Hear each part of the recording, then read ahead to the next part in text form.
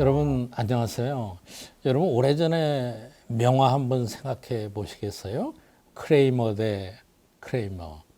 제 기억으로는 1980년에 아마 아카데미 상을 휩쓸었던 메릴 스트립이 주연했던 유명한 영화죠.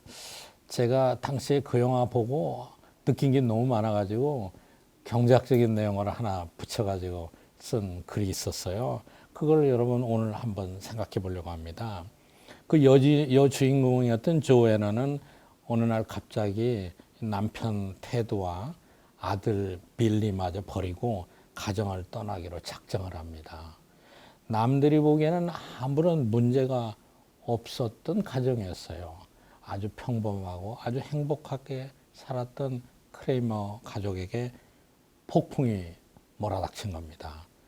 광고회사에서 일에 파묻혀 사는 남편 테드에게는 갑자기 비상이 걸렸죠.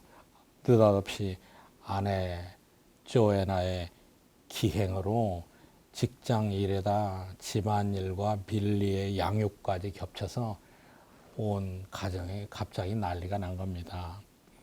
테드는 특별히 잘못한 것이 없었던 평범한 가정을 버린 조애나가 원망스럽기도 했죠.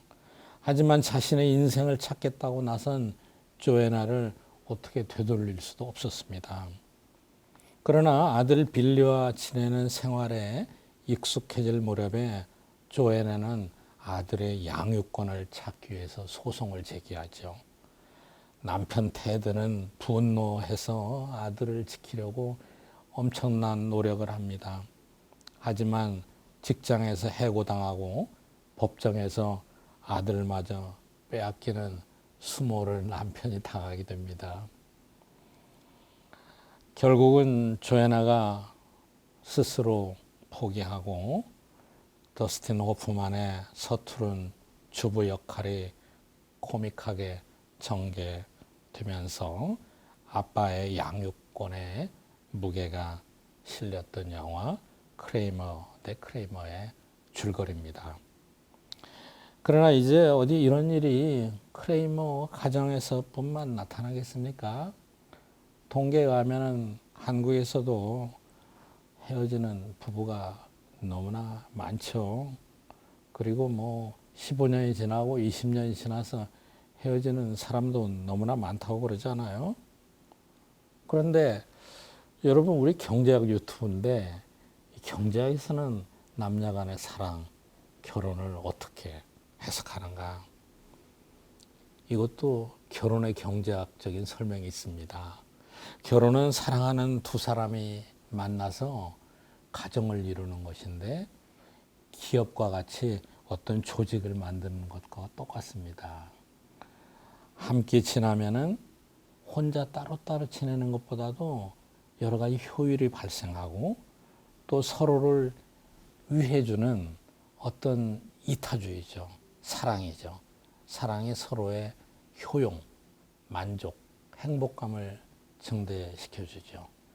여러분 제가 첫사랑의 한계효용 이런 거 말씀드렸잖아요. 그래서 둘이 결혼합니다.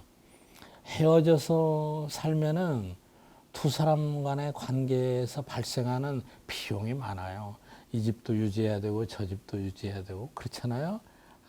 비용이 많이 발생하는데 경제학에서는 이런 걸 거래 비용이라고 얘기합니다. 두 사람 사이의 관계들은 여러 가지 거래 비용이 한 집에서 살 때보다 훨씬 많은 거죠.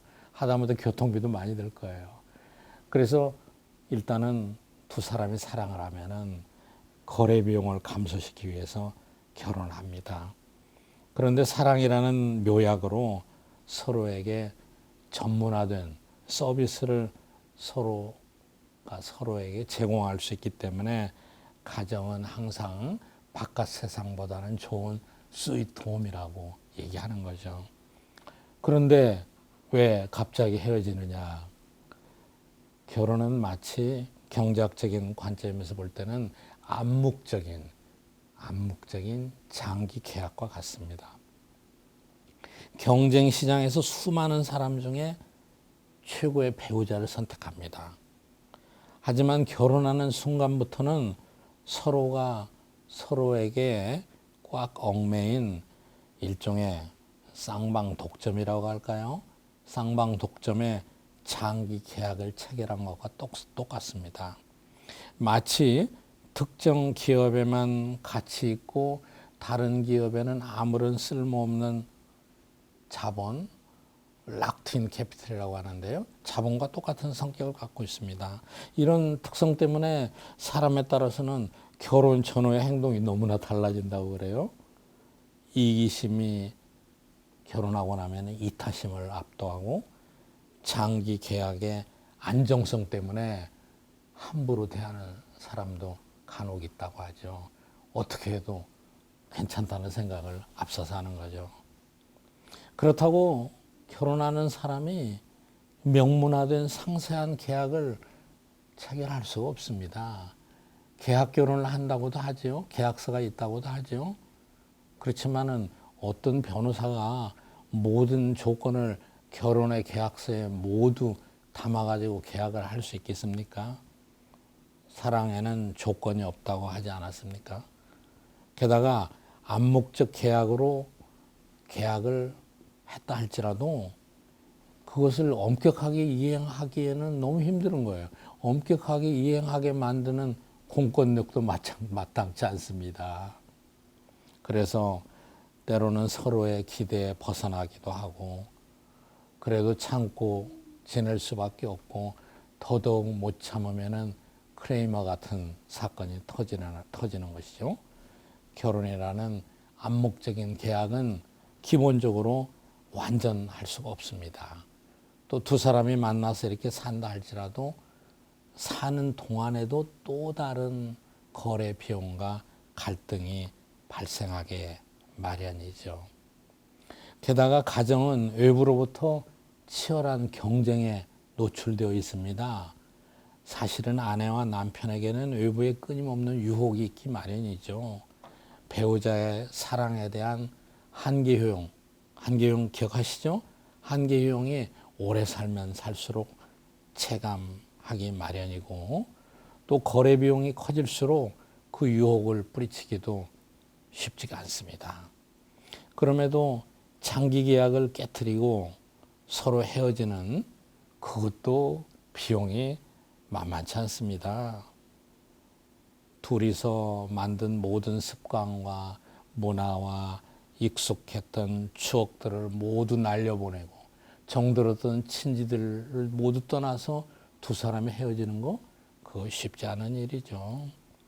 더욱 치명적인 것은 아무리 좋은 다른 배우자도 내 아이의 부모가 될 수 없다는 사실이죠. 이론적으로는 파기할 수 있는 계약이 그렇지 않은 것보다 당사자의 효용을 증가시킨다고 하지만 배우자를 바꾸거나 헤어지거나 다른 가정을 찾아 나가는 비용은 역시 만만치 않습니다. 자, 그래서 경제학에서는 만나는 것도 헤어지는 것도 결혼하는 것도 모두 거래 비용이라고 파악을 해요. 경제학은 기업이 만들어지는 것도 거래 비용이라고 봅니다. 각자 따로 일을 하는 것보다도 모아가지고 뜻을 합해서 한 조직을 만들고 한 기업을 만들면은 거기서 더 훨씬 비용을 줄이고 효율적으로 살아갈 수 있는 것이죠. 결혼도 가정을 이루는 것도 비슷한 거예요. 그렇기 때문에 한 사람과 다른 사람이 만나서 서로 좋아지면은 서로 사랑하면은 이제는 같이 살면서 누릴 수 있는 효용도 많아지고 거래 비용도 줄일 수 있다고 생각하는 거예요.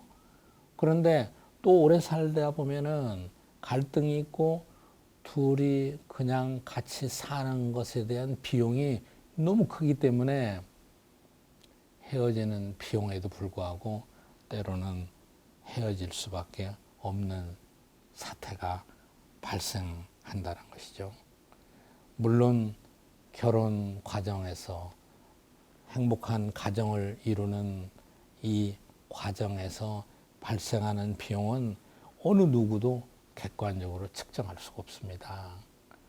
그 한 사람에게는 너무나 치명적일 수도 있지만은 그거를 객관적으로 계산할 수가 없죠. 때로는 사랑으로 녹일 수 있는 사소한 것도 헤어질 때는 빙하처럼 크다고 주장하지 않습니까? 그래서 크레이머의 비용은 경제학적으로 계산하기 힘듭니다.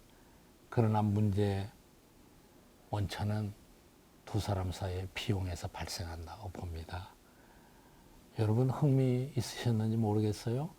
경제학에서 보는 헤어질 때와 만날 때 비용을 생각해 봤습니다. 감사합니다.